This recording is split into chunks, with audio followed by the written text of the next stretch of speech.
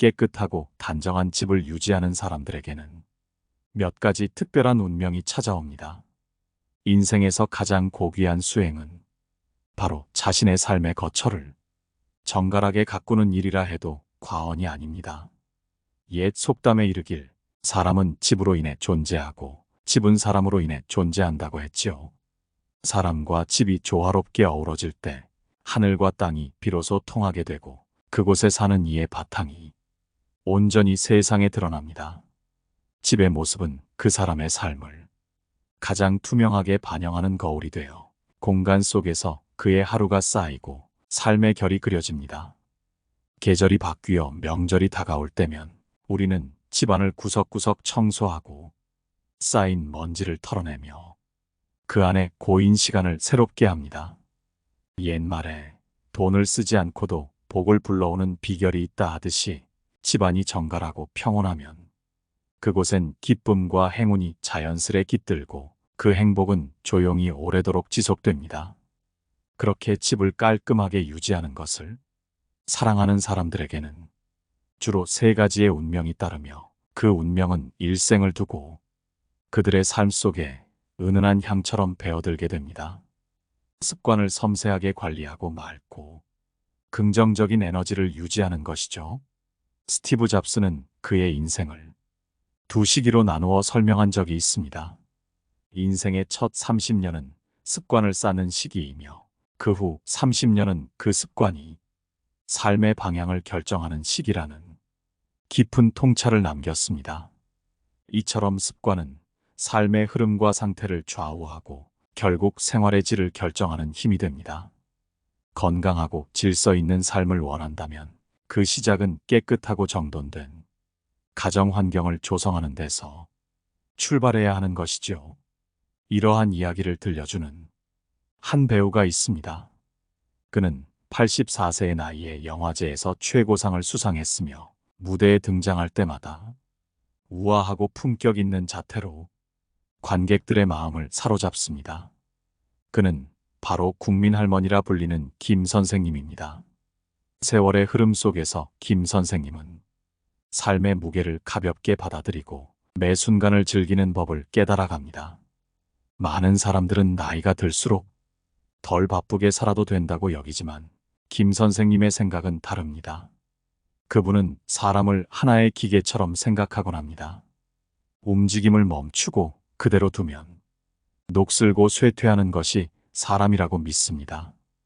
따라서 삶 속의 좋은 상태를 유지하지 않으면 생활과 일 모두가 원활하게 이어지지 않는다고 여깁니다. 연기를 제외한 여가 시간에는 자신이 좋아하는 일에 몰두하며 집안을 깨끗이 정리하고 물건을 가지런히 배열합니다. 그리고 꽃을 꽂고 화분을 돌보면서 집안을 꾸미는 작은 시간들 속에서 삶의 아름다움을 찾고 누립니다. 김 선생님의 집은 과도한 장식을 치우고 오랜 세월이 남긴 손때 묻은 서적들과 수많은 상장이 놓인 공간으로 이루어져 있습니다. 그곳에는 시간의 흔적이 고스란히 배어 있으며 이 흔적들은 김 선생님의 단단한 삶의 태도와 세월을 두려움 없이 마주하는 용기, 그리고 삶을 깊이 사랑하는 마음을 엿보게 합니다.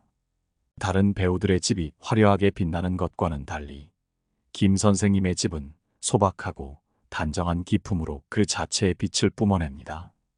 작은 탁자 위에는 그의 손길을 느낄 수 있는 화분이 놓여 있으며 침실은 깔끔하면서도 아늑하게 정돈되어 있어 보는 이의 마음을 평온하게 감싸줍니다.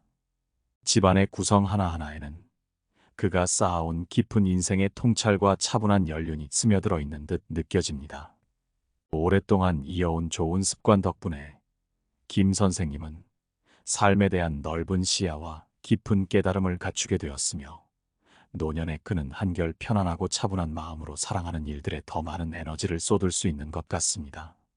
사람마다 그들만의 에너지가 주변에 맴돕니다. 어디에 있든 그 에너지는 따라다니며 닮은 사람과 상황을 이끌어오지요. 맑고 투명한 에너지를 품고 있다면 삶은 그만큼 투명해지고 마음이 한결 평온해지며 모든 일은 자연스레 순조롭게 흘러갑니다. 하루를 어떤 마음으로 보내느냐에 따라 인생 전체의 결이 결정되곤 합니다. 생기가 넘치고 활기찬 하루를 보내고 싶다면 그 첫걸음은 일상 속의 작은 습관들을 바꾸는 데서 시작될 것입니다. 주말이나 짧은 여유 시간에 침대에 누워 영상만 보고 보내기보다는 맑은 햇살이 비치는 날에 집안을 정돈하고 이불을 햇볕에 말리며 오래된 옷을 정리해 보세요. 그렇게 나태함과 묵은 마음의 먼지를 털어내는 순간 새로운 에너지가 마음속에 들어찰 것입니다. 오랫동안 탁한 공기에 둘러싸여 있으면 몸과 마음은 서서히 무거워지기 마련입니다. 창문을 열고 자주 환기시켜 맑은 공기를 들이마시는 것은 단순한 환기가 아니라 몸과 마음을 새롭게 하는 소중한 시간입니다. 하루에 서너 번, 20-30분씩 창문을 활짝 열어보세요. 그때 기분은 마치 바람처럼 상쾌하게 일어납니다. 쓸모없는 물건을 쌓아두면 그것은 짐이 되어 우리의 기분을 짓누르게 됩니다. 생활 속 불필요한 물건들을 정리하고 버리면 삶이 훨씬 환하고 밝아집니다.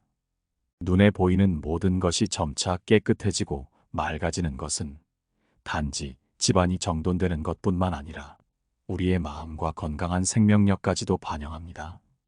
불필요한 것을 과감히 정리하여 마음의 새로운 공간을 만들어 보세요. 그 공간이 넓어질수록 평온함과 생기가 차오를 것입니다.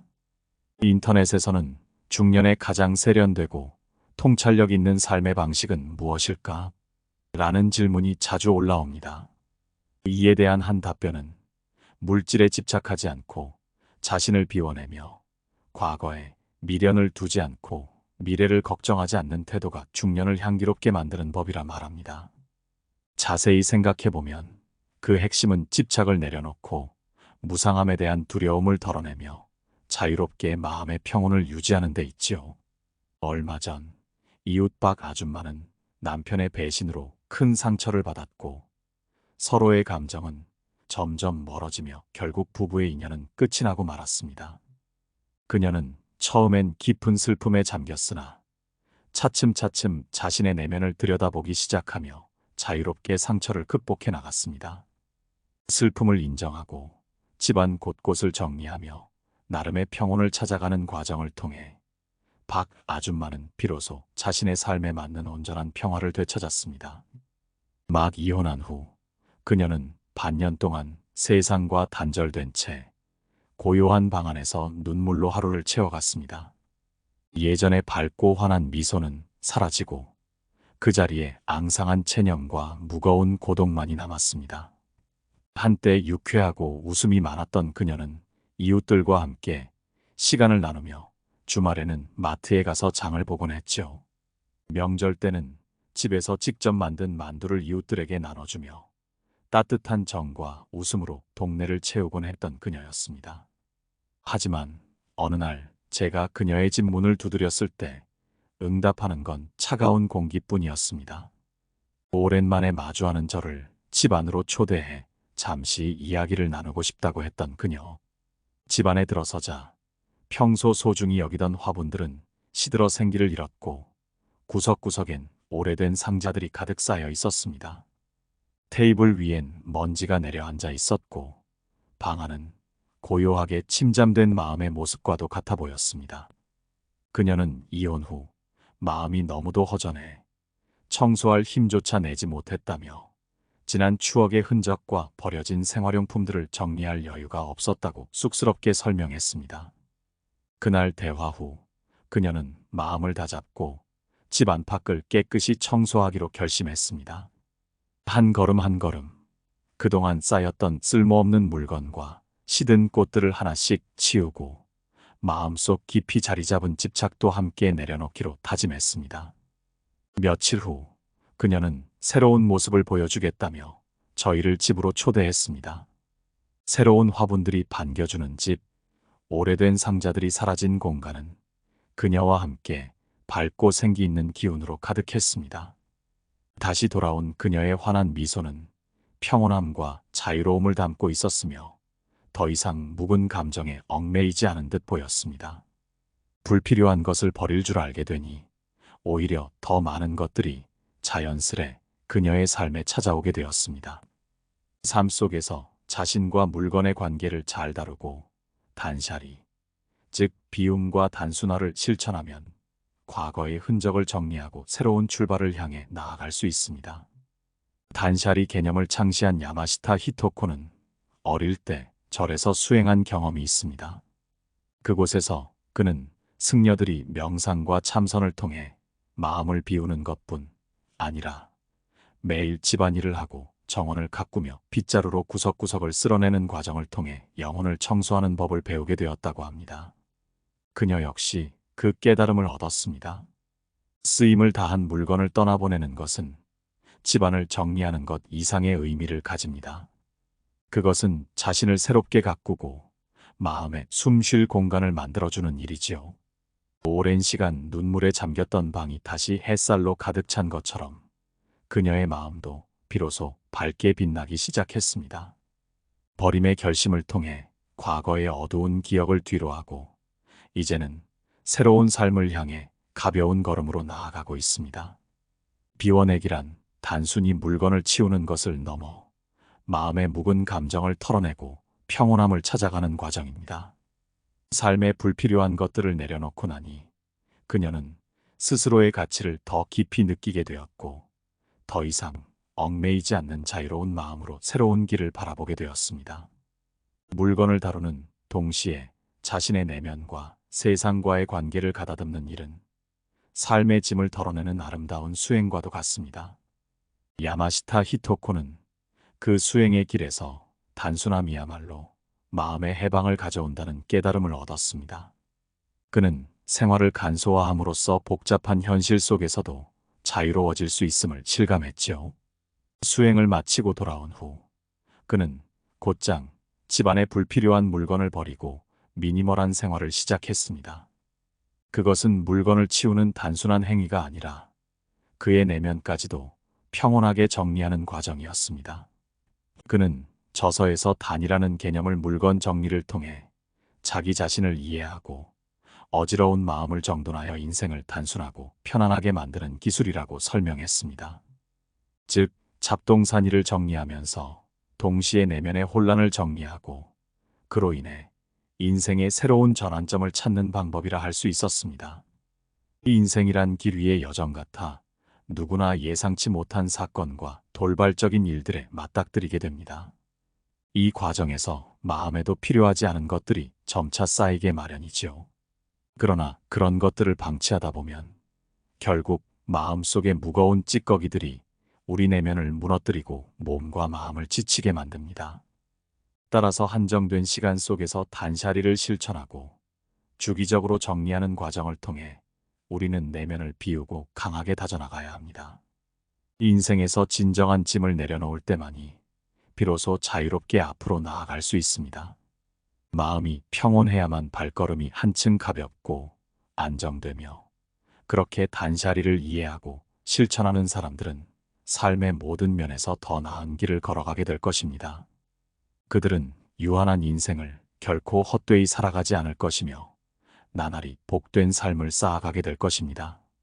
작가 양샤오성은 자신의 책에서 이렇게 말했습니다. 어떤 사람들은 마치 천사가 보내준 것처럼 그들이 어떤 가정에 발을 들이면 그곳은 저절로 밝아지고 아이들과 어른의 마음이 환해진다고 말이지요. 이수정은 바로 이영준의 가족에게 그런 존재였습니다. 이수정이 이영준을 만난 지 얼마 지나지 않아 갑작스러운 불행이 그들의 집을 찾아왔습니다. 이영준의 어머니가 뇌출혈로 혼수 상태에 빠져 식물인간이 되었고 이어 이영준은 사고로 인해 감옥에 가게 되었습니다. 이수정은 이런 불운 속에서도 이영준이 안심할 수 있도록 불평 한마디 없이 그의 가족을 돌보기로 결심했습니다. 어머니가 침대에 누워있는 동안 이수정은 한결같이 아이들을 보살피고 어머니에게 마사지를 해주며 회복을 기원했습니다. 또한 가정을 지키기 위해 집안을 정갈하게 정리하며 이영준의 가족을 세심하게 보살폈습니다.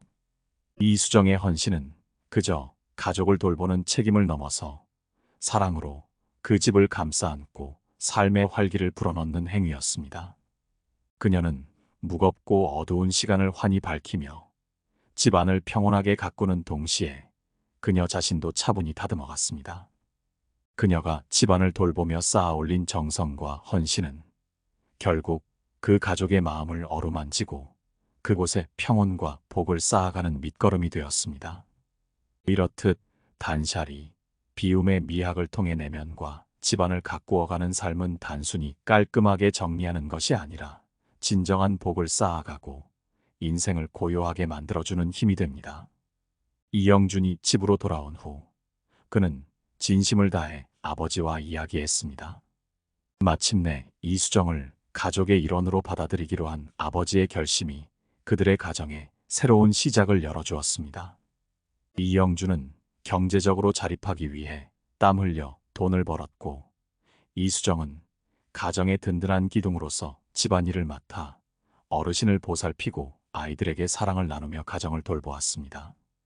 부부는 서로의 고단함을 이해하고 서로를 격려하며 언제나 함께 힘을 나누어 따뜻한 가정을 만들어 나갔습니다.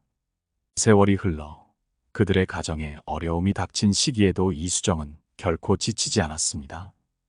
아무리 힘든 순간이 찾아와도 집은 언제나 따뜻하고 정갈하게 유지되었고 가족 모두가 서로의 존재 안에서 위안을 찾았습니다. 그러한 가정에서 삶을 이어가며 이영준과 가족들은 차츰 생기를 되찾았고 각자 삶에서 다시 행복을 발견했습니다. 작가 빙심은 아름다운 가정이 모든 행복과 힘의 원천이라고 말했습니다. 하루하루 가정을 가꾸고 정리하는 일이 쌓여갈 때 그 사람의 인생에는 끊임없이 행복과 복이 찾아드는 법입니다. 하버드 경영대학원의 연구에 따르면 집이 깔끔하게 정돈된 사람들은 행복감이 높아지고 반대로 혼란스럽고 무질서한 환경 속에 사는 사람들은 만족감이 떨어지는 경향이 있다고 합니다. 시간이 흘러갈수록 우리는 깨닫게 됩니다. 가족은 이 세상에서 가장 큰 의지처이고 집은 언제든 돌아갈 수 있는 편안한 안식처라는 것을 말입니다. 가정을 잘 돌보고 가꾸는 일은 결국 자신의 행복을 축적하는 것이고 생명의 에너지를 풍부하게 채워가는 길입니다. 집이 깨끗하면 마음도 한결 가벼워지고 편안해집니다. 그리고 집안이 평온해지면 자연스럽게 갈등이 줄어들고 가족 간의 유대는 더욱 깊어집니다.